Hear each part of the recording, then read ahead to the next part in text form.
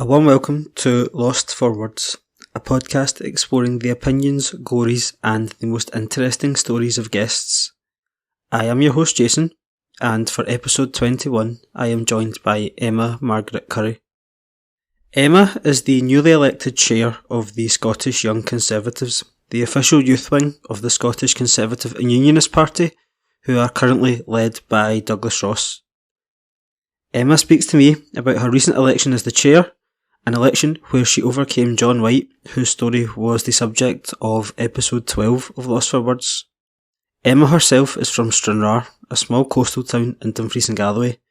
She speaks about how this rural and agricultural area has always played an important part in her politics, both in her decision to become a Tory when she was younger, and in the matters that mean most to her today.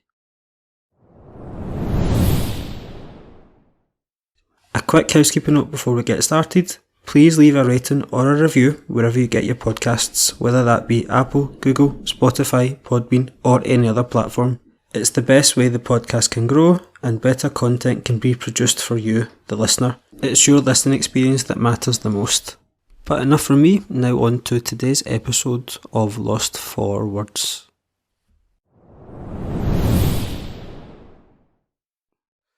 Right, hello, how are you? Yeah, I'm really good. Just enjoying the sunshine and stuff recently. Me too, and congratulations on your recent election victory. Thank you very much, thank you. I was thinking of something, a cool way to introduce you, and I was thinking you could call you the Commander-in-Chief of the Young Tories now. Anyway, so I always start these things by going back to the beginning, so just tell me a bit about yourself in terms of where you grew up. So I grew up in Stranraer, which is in Dumfries and Galloway. It's just, Stranraer's just a town in the southwest of Scotland. It's where you used to get the ferries to Belfast, so you might hear by my accent I do sound a wee bit Irish. It's just because we're actually closer to Belfast here than what we are to Glasgow. Interesting, I didn't know that. It's an interesting little... I guess that makes sense, because you're port to port, yeah. And the North Sea's, the Irish Sea's not that big. Yeah, I think it's like 30 miles. So, a bit about your upbringing. In terms of when you were going through school, was politics something that always interested you? Well, I went to Stranraer Academy, and I think in school I really got into like modern studies, which I feel is the case with a lot of young folk from Scotland that are involved in politics. I had a really good modern studies teacher. Like, in fact, all the social sciences department were really good and supportive, and yeah, just the more that I learned about it, the more I got into it, and I just had tons of opportunities really to get involved. My school was really good with if you wanted to get involved with something, the school would really like give you the opportunities to get involved, which was really good.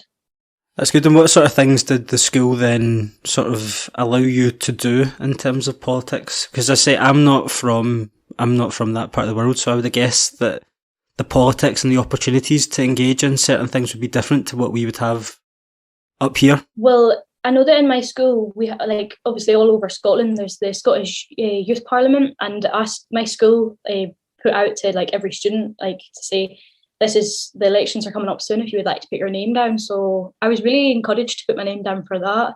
I think without like the support of my teachers, I probably just would have been like, oh no, it's not really for me. So when I got involved in the Scottish Youth Parliament, obviously there was a lot of opportunities there because I was able to go into school and like it made me like, it gave me the opportunity to go and chat to like younger students and all that type of thing. And yeah, and then after being involved with the Scottish Youth Parliament, when I applied for head girl, I got head girl because they said that I was able to like chat with the younger students and everything, so that was really good. So yeah, my school was like, they gave out like, there were so many opportunities there, which was like, I'm so grateful for, to be honest.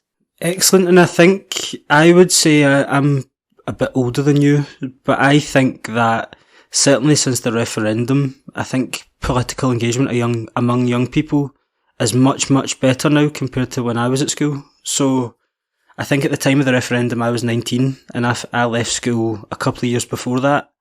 And I think now the average, say, 14, 15-year-old is much more in tune with what's going on in the world of politics than what a lot of my peers would have been at that time, if that makes sense. Would you agree? Yeah, I would agree. I mean, I know that like when I was in school, like when I was in fifth year, there was like in modern studies, there would always be debates and everybody knew like a lot about it, but it wasn't even just in modern studies. I think like back quite a few years ago, it would have only been the modern studies students that knew a lot about politics, but now it is like every single student. And I think something that makes like Dumfries and Galloway a bit different to places in the Central Belt is that in classes it would be like a 50-50, like 50% would support independence and 50% wouldn't. So it was actually a really interesting debate. And the teachers used to really like facilitating debates and making sure that all of us were able to like understand both sides, which was really great.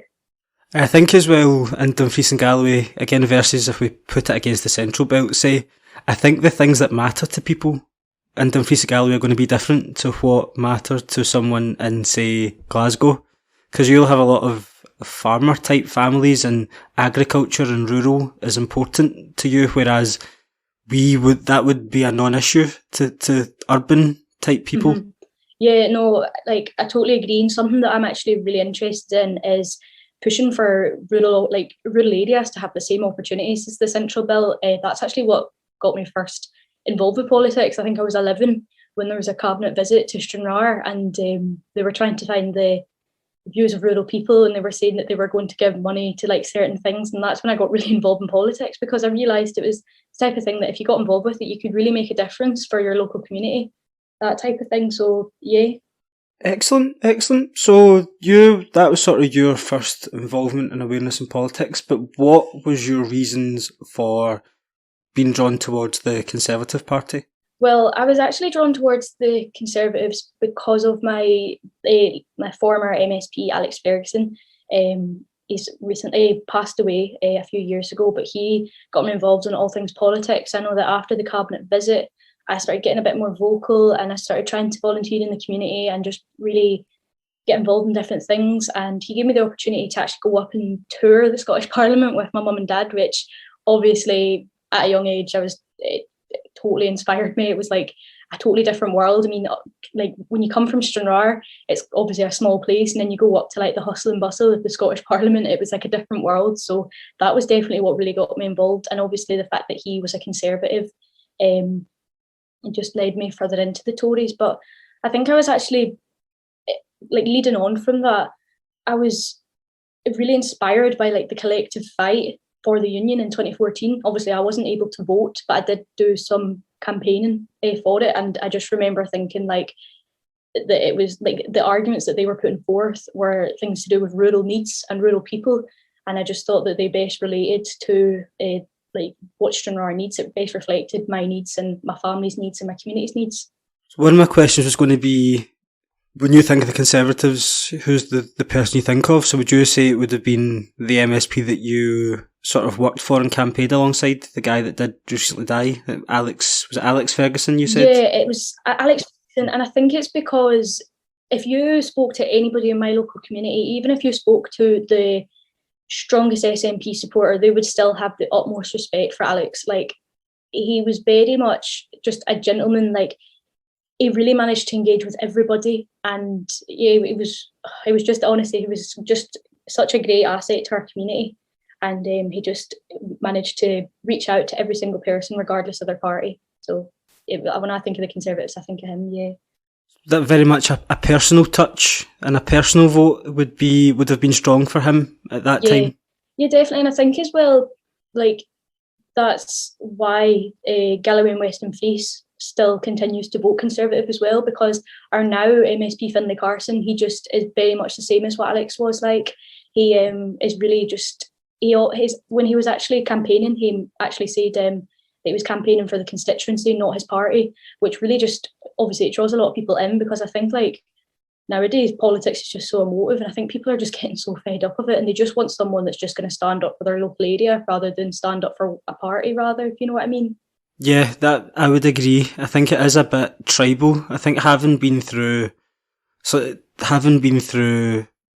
I feel like there's elections and referenda all the time, and you struggle to find a middle ground. People are always just, you're very much politics now through the prism of yes or no, pro-union or anti-union, and the common sense that's in the middle doesn't seem to exist, or nobody wants to hear it, or both. Yeah, no, exactly. And I think something that I've always liked about politics is I do like hearing other people's opinions. So I like, if I've got an opinion on something, I like hearing an SNP supporter's opinions on it, so then I can see if I can challenge my own beliefs and I can try and understand the middle ground. So yeah, that's definitely the type of politics that I like. I know obviously it's very emotive, especially right at the moment, but I just don't think there's any need for like the nastiness and just the constant warfare, to be honest.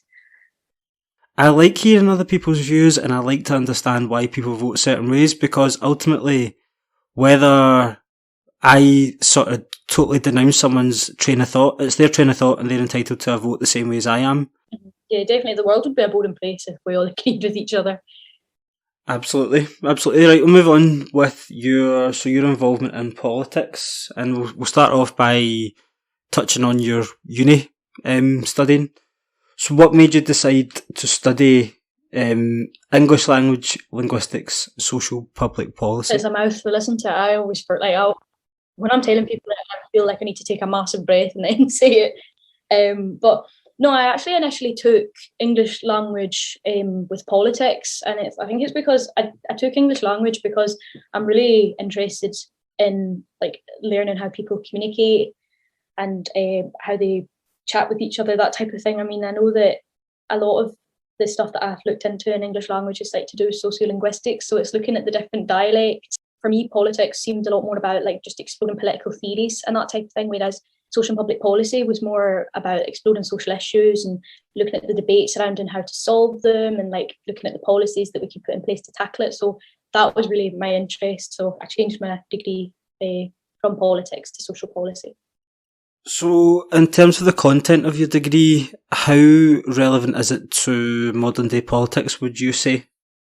Well, I feel that with English language, it's relevant in the sense that you can understand, like, it's like so strange because sometimes when I'm watching like speeches, I start thinking like, oh, they're using a glottal stop. Like, you sit and you can understand like the way that they're speaking and that type of thing. And I think everybody that studies like English language starts getting like that. Like, you like listen to like political speeches a bit differently, you listen to like the way that people interview differently. So there's that, but obviously social policy really links into modern day politics because I'm looking at policies in action. You look at like like how COVID has changed policy response, and something that I'm really interested in to do with policy is the way that it's made.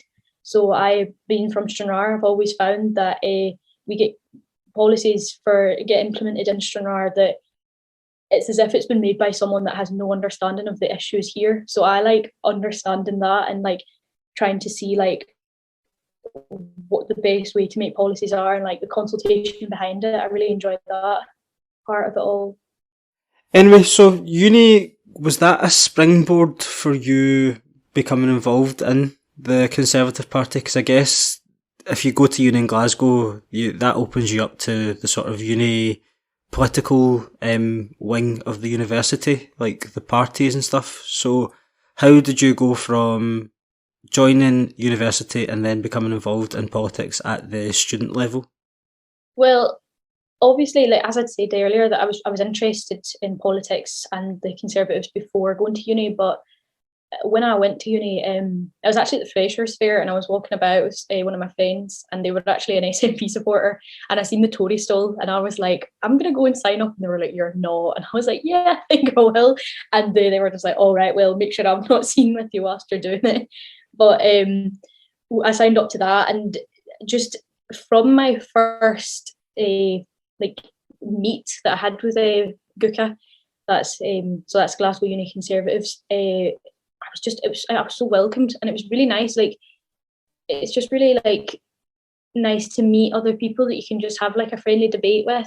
And I've actually made like a lot of like lifelong friends from it. I mean, I speak to a lot of the members like daily, to be honest. And yeah, but obviously the support I got from the society really pushed me to get more involved in the party, and it opened up a lot of opportunities for me as well. You eventually went on to become the president, your presidency of the uni. So how did that come about, and what was your experience like doing that? Well, in second year I was the secretary, and then obviously third year I went on to become the president. And I actually remember it was when I was started as president, I was told by the former president, Cameron Finlay, he said, oh, it'll just be a baptism of fire, like everything being online, you'll be back in semester 2 and it'll all be grand. But I actually never had any in-person events as president, which was a shame, but it was also, I suppose it was like a new challenge to try and get as many new members as possible. And it's been really interesting getting to know people, because there's people that I'm now good friends with that I have never met in person before. So it'll be interesting to actually meet them in person.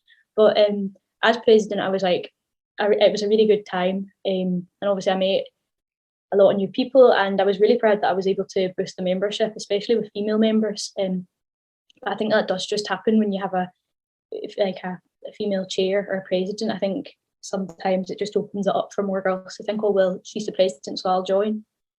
Good. And you've also worked as a parliamentary intern. Tell me a little bit about that. Also, I'm currently working as a parliamentary intern for Alistair Jack, who is the MP for Dumfries and Galloway, so he's my local MP.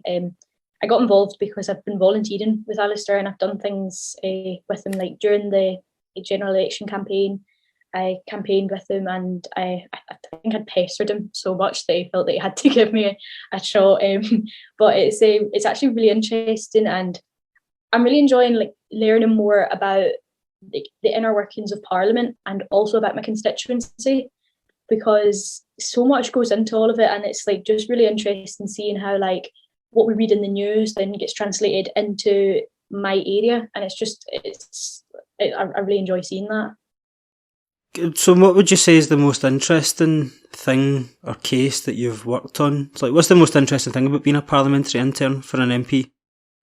Well, currently it's so strange, but currently I'm looking at all like contacting all the farmers in Dumfries and Galloway, and I did not really, obviously I knew there was a lot of farmers in Dumfries and Galloway, but it's even just realising like the sheer number of people that work on farms in this constituency. And what you were just saying at the beginning, it's like the needs of Dumfries and Galloway is so much different to the needs of, like, say, central Glasgow, because it's just, just like the different jobs and everything. I've been finding that really interesting. It is mad, and it really, I can't understate enough how I think it's hard to even say any politician to like say, oh, Scotland wants this, Scotland wants that, because it's a farmer in Dumfries and Galloway has more in common with a farmer in Cornwall than he will have with an IT worker in central Glasgow. Does that make sense? So it's insane that it's just the variance in the needs of people. It must be interesting. I think it's good that you've had the flavour of both, having lived and studied up here as well as being brought up in Dumfries and Galloway. Yeah, like that's something that I'm actually really grateful for, because this might just be sound like this is just coming from a rural perspective, but when I go to Glasgow, I almost see how things should work, and then I come back to Stranraer and I see how things shouldn't work. And it is just because, like what you're saying, there is just like this one size fits all approach to Scotland. And you hear often a lot of politicians say Scotland, like what you said, Scotland wants this, Scotland's going to get this. Well, as you say, Dumfries and Galloway's needs are a lot different to Glasgow's, so it's even just been really interesting looking at the contrast there when I've been able to study in Glasgow. You've worked for MPs, MSPs as well, so Finlay Carson, Pam Gosal, 2019 and 2021. What was your experience like in those environments? Working with Finlay was really good from like a local aspect, because obviously Finlay's my local MSP, and part of my job was travelling around the constituency with them and helping them with doorstep surgeries, which is just basically when you knock on somebody's door and ask them if they've got any queries or anything that they'd like to discuss with their local MSP. So I really like doing that, because I feel that is the best part of politics, is actually getting out and meeting local people and discussing local issues that actually matter to them. So I really enjoyed that. And also just Finlay is like, he's really given me so much guidance with issues in Stranraer and like Galloway West Dumfries. So from that I learned a lot about the local area. And then working with Pam was really good as well. But it was like on a different side. It was more like I was learning about a political campaign, and obviously I learned a lot of new skills from that, because it was the first political campaign that I'd actually worked on. and obviously it was fantastic in the end because it was worth all the hard work because she got voted in. You've got a good bank of experience that you then would have carried forward into your campaign for the Scottish Youth Conservatives. And I think that's really good. You've clearly you've got a good amount of service despite only being young yourself, and it must have stood you in good stead. But what made you decide that you were going to throw your hat into the ring for the chair of the Scottish Young Conservatives? It was about halfway through my time as the West, because I was the West Regional Chair of the SYC before, and it was just like I was sitting thinking, I don't want to finish with SYC this year. I thought too many ideas, and I felt that I had too much that I hadn't already contributed to it, and there was so much that I wanted to do, and I just really wanted to build on the work that we'd already done. It felt like a waste to just stand down after a year, so I just decided then that I really wanted to run for chair. What was the basis of your manifesto? So what meant a lot to you? What was your vision for the campaign? Well, the basis of my manifesto was really to ensure that the SYC effectively engages with all its members and that all members have access to the same opportunities.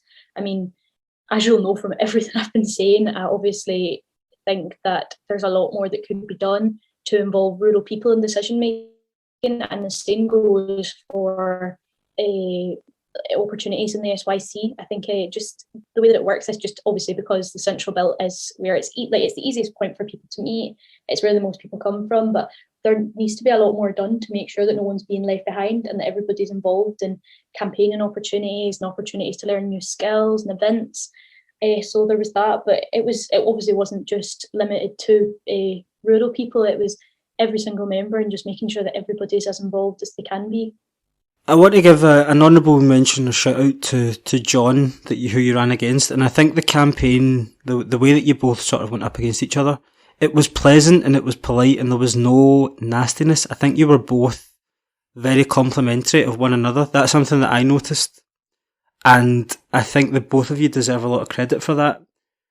Yeah, well, it was actually John and I had a phone call at the beginning of the campaign, and we just chatted all about it, and it was really nice, and we've actually never spoke before until that call, and it was just as if we were we'd known each other for a while, so we were just chatting back and forth, and we both just agreed that there's no point in arguing with somebody that's on your the same team.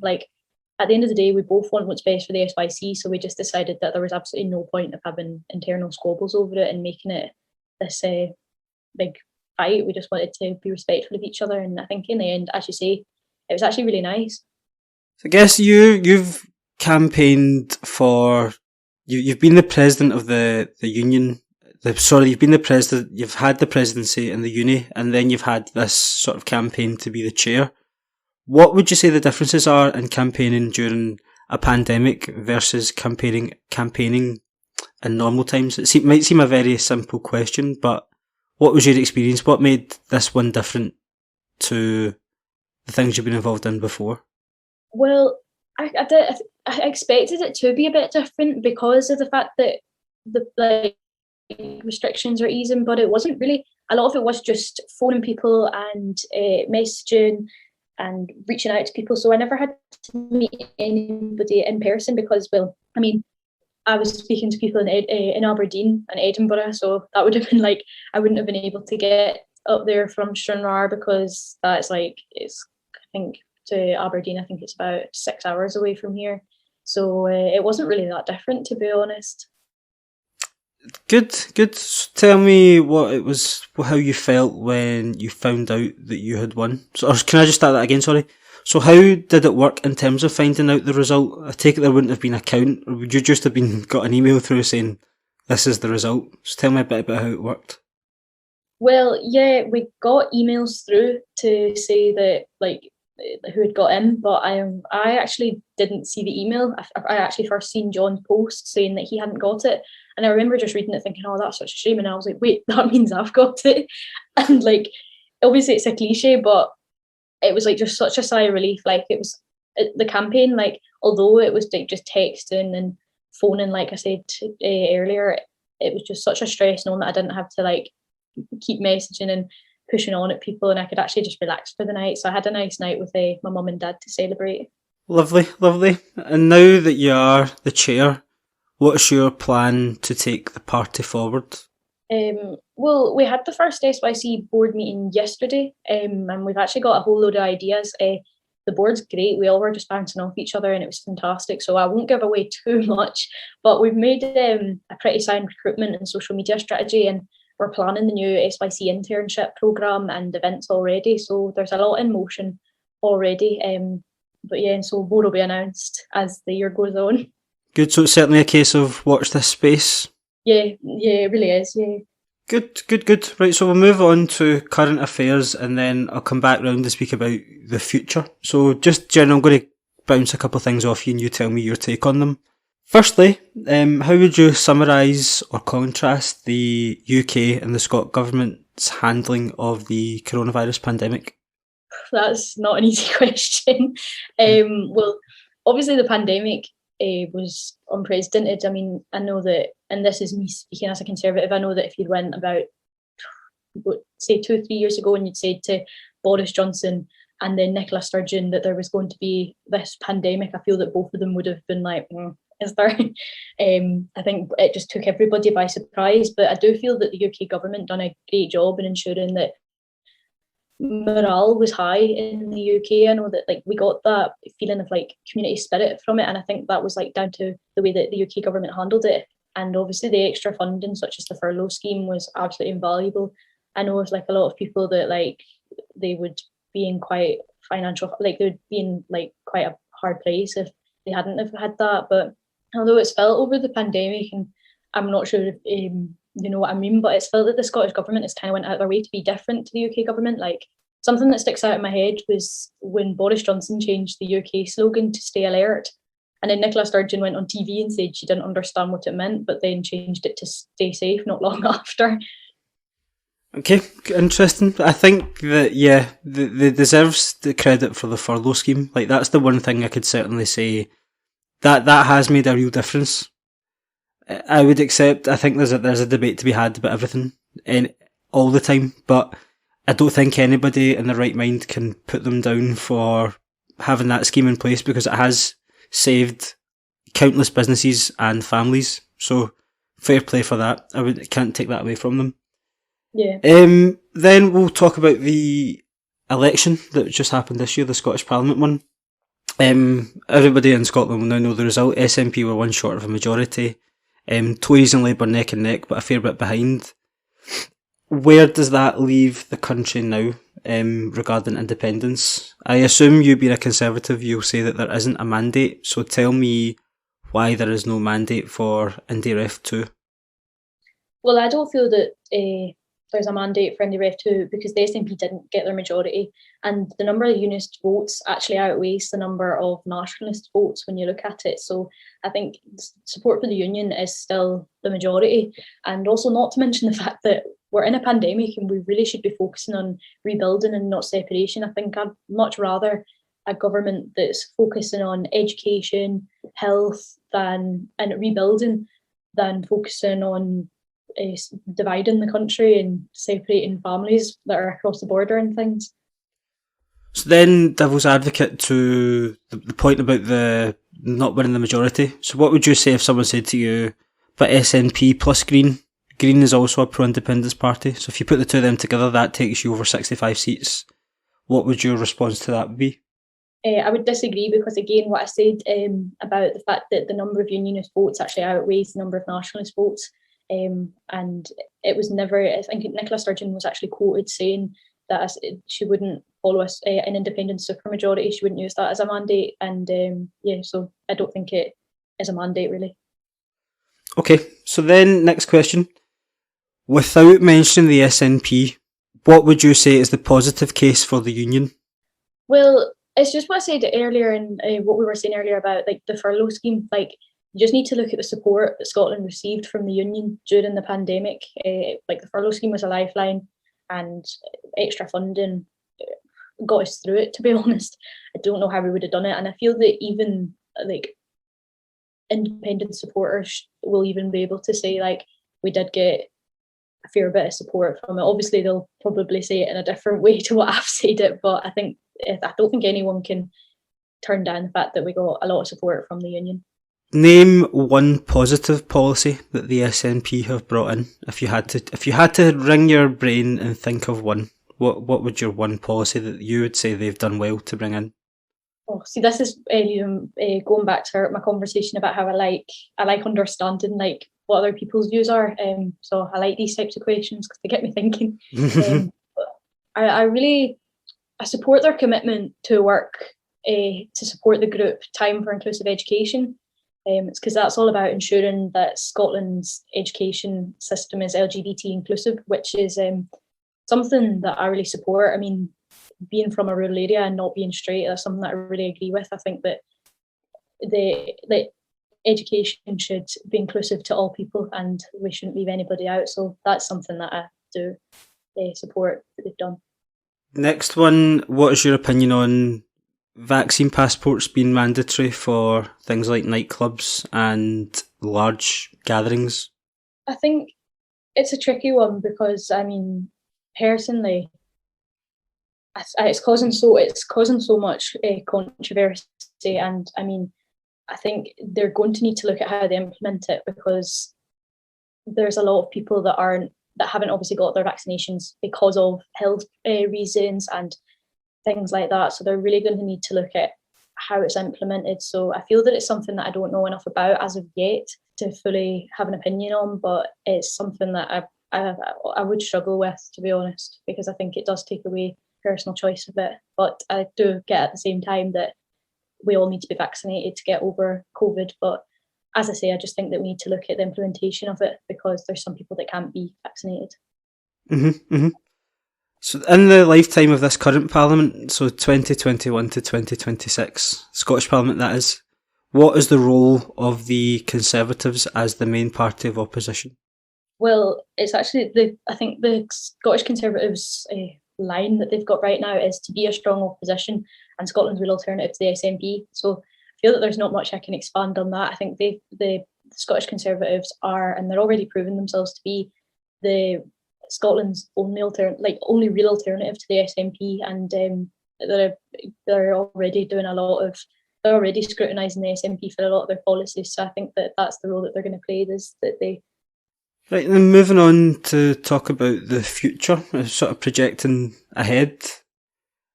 At the end, so if we go forward to say that the day that you step down as being the chair of the Scottish Young Conservatives, how will you know that you've had a successful term?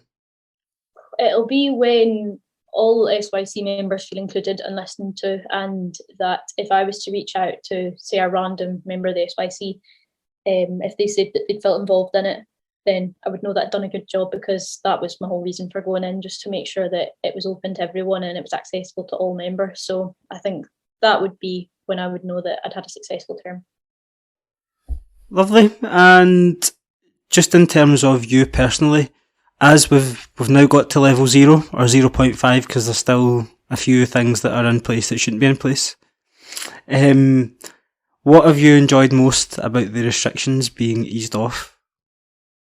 To be honest, I thought it would be, I thought I would enjoy going out to like the pub and going to restaurants the most, but it's actually just spending time with my wee baby nephew.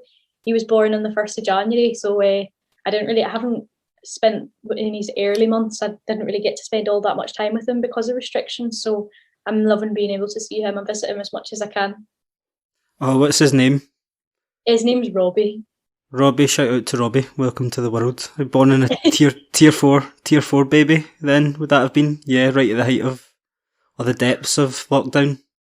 Yeah, it was. I think my sister. I think she just was able to take her boyfriend into the hospital when she was having Robbie. So she was lucky that way, because there was some. I think you weren't allowed birthing partners. Like, I think it was like a week before. So she was lucky. And after university, so have you graduated or have you got another year to go? I've got my 4th year to go, so I've got my dissertation and things to do, and then I'm finished with my undergraduate degree. What's your plans for after that? What can we expect to see from Emma Currie in the future? Well, I'm planning on staying on to do my master's in public policy. I'm not fully sure about that though, to be honest. I'm just toying with the idea, but I'll need to see if my results are good enough. And other than that though, I want to get as involved in my local area as possible, and be that through politics. I might stand for something in the future, but to be honest, I just want to keep pushing for opportunities for Stranraer. It's just something that I'm really passionate about, and yeah, I love it here, so I feel that I'm going to be here for a while. Can we expect to see you standing in an election in the future? What would you say? Yes or no? Yeah, I'd say yes. If I had a gun to my head, I'd say yes, yeah. Right, no, that's me. Thank you. I'm really grateful. So tell listeners where they can find you on social media. Well, if you're wanting to read my political thoughts and stuff, then my Twitter is at Emma M Currie, and then I've got a website which I post opinions relating to Stranraer and relating to rural communities, and that's emmamargaretcurrie.com. It might sound a bit vain that I've got a website named after myself, but I couldn't think of what else to call it. Thank you for coming on, and I'll speak to you again soon. Thank you very much. Right, take care. You too. Right, bye.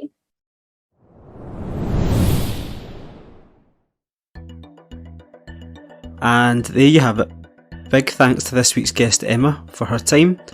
Emma's Twitter and website can both be found on the show notes. The usual bits and pieces to see you out. The best way to keep up to date with future episodes of Lost for Words is to follow using the handle at Lost for Words Pod on both Twitter and Instagram. To support the show, hit the subscribe button wherever you get your podcasts, and for Apple users, a 5-star review in your podcast app means the world. If you like what you hear, then please tell someone, because word of mouth really helps the podcast to grow as well. But that's all from me for this week. I am your host Jason, and this has been the Scottish Young Conservatives with Emma Margaret Currie. I hope to see you back next time for another episode of the Lost for Words podcast.